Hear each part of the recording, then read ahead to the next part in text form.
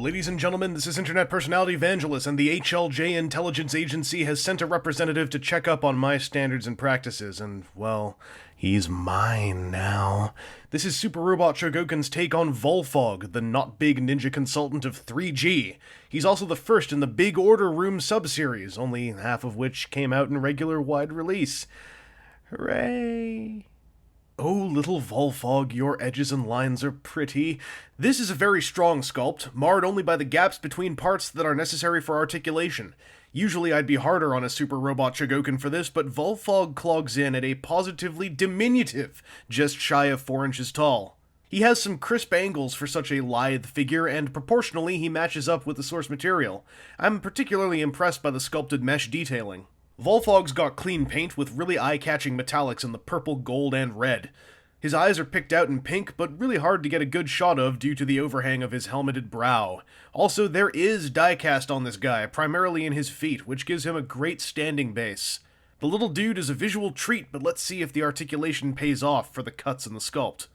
Alright, I've got the arms cross piece on here. I guess I'll just remove it to show you his poseability. Oh no, wait, he's so poseable he can cross his own friggin' arms. So Tiny Volfogg here is a tiny package of not just joints, but insanely solidly built joints, except for his wrists. His neck is double jointed, as in there's a joint at the top and a joint at the bottom, so he can get a little bit of chicken cluck cluck going. He can get a little bit of Night of the Roxbury going. He can do it all, and it's all really open and free. There's no major blockation going on in there. His shoulder pads can fold up, although it's not something you really need to do all that often, because there's also a joint inside to fold his arms up individually and independently of the joint that swivels them forward, because it's all a die-cast armature, and his wrist just came off. And the connection point of the die-cast armature to his torso has its own forward swiveling assembly. So there's a whole lot of poseability in his arm. There's a whole lot of accommodation for keeping things out of the way, and it's all built out of very sturdy materials. His elbows, well, he's got a bicep swivel, in case you're wondering. His elbows are double jointed and can fold up super tight. His wrists are on ball joints, as you saw.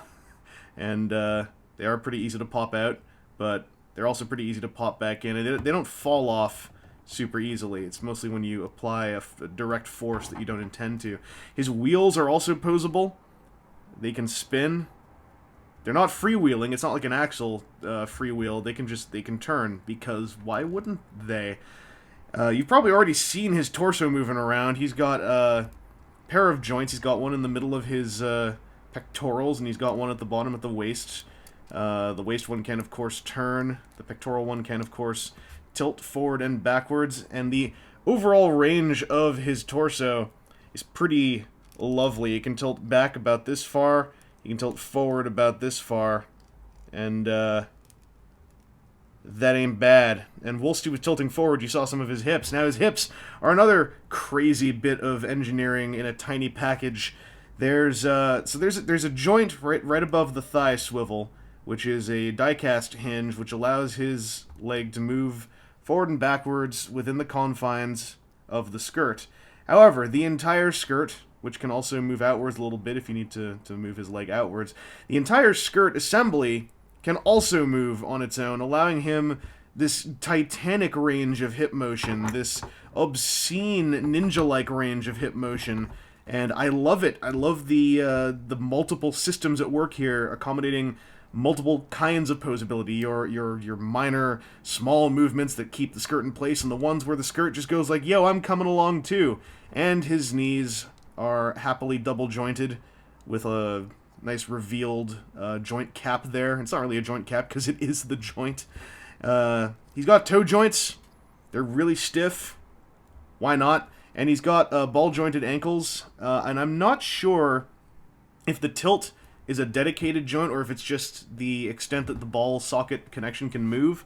You know what? It is. It's an individual dedicated joint. You can see the pin for it there on the back of his heel. So this guy's poseability is manic and off the wall. I mean, this is the pose a lot of people like to show. Folks also like to show that he can reach all the way down and touch his toes, like thus. Also, because he's got a good placement of diecast in him, and namely, his diecast kind of ends with big diecast feet, there is decent ability to get him balanced in admittedly somewhat silly, but balanced show-offable poses. Let's just find the sweet spot here, ladies and gentlemen. Come on. Give me the money. Yes! We've done it! So he's basically balanced doing that. Volfogg's Poseability is fantastic. The only downside of it is that everything's so small, it is built really well, but it's also small enough to still kind of have this feel of when you grab him really solidly, everything kind of moves a little. Now, it's not falling apart, but it does kind of feel like the joints are just a little bit weaker than your own grip.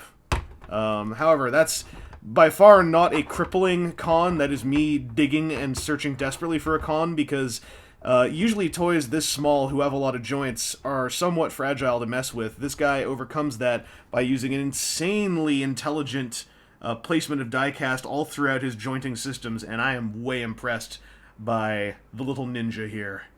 Getting our accessorizing on, Volfogg includes an alternate head that shows him bellowing something heroically. It's just as well made as the regular head, and swapping the two is a simple ball joint yank and plug. More yanking and plugging ensues as one checks out Volfogg's hand options. He starts off with fists, and they can be swapped for majestic splayed hands. Also, he has a special right hand that's sculpted gripping his favorite ninja sippy cup. The inclusion of this thing just makes me smile. Volfogg's final pair of hands are made to hold his weapons, the Silver Moon Double Boomerang. Considering the lack of handles and the pointy nature of the weapons, he grips them pretty solidly. And the Silver Moons themselves are sharp in paint, sharp in sculpt, and literally sharp. Ow. There's also a silver cross accessory in lieu of working a combining gimmick into the moons, which I'm totally okay with. It looks just as good and gives you the basic little Volfogg weapons loadout. Closing out Volfogg's personal accessories is his command chair, from which he can monitor surveillance or fire reflector beams. It's a simple piece, but I'm impressed that the figure can sit in it solidly, as opposed to some haphazard arrangement in which a gust of wind could send him tumbling to the floor. He's legit sitting in that chair. The Big Order Room series began here with 3 chunks of room and 1 piece of vaguely extending stool. Everything goes together well with Volfogg's command chair flipping over to assume the role of the center of the Big Order Room's table. And looking at this quarter and a bit of the Big Order Room, I feel pretty good about how things will turn out. The sculpt and paintwork is on the level, with many panel lines and even little lights and things picked out. It's scaled well, though Volfogg's diminutive nature makes things look a little oversized when he's on his own in there. There are a bunch of peg holes dotting the edge of the floor, so you have options for placing his stool. Excitement abounds for interior decorator/toy collectors everywhere.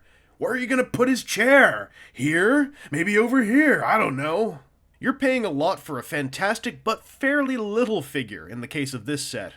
Volfogg is superb, but without effects parts, he certainly doesn't carry the cost of the set all by himself. You're paying a healthy markup for the fairly large componentry of the Big Order Room. I think this box is overall worth the cash, but if you don't care about building a place for the Psycho Robo-Gundam to hang out, the retail price will sting.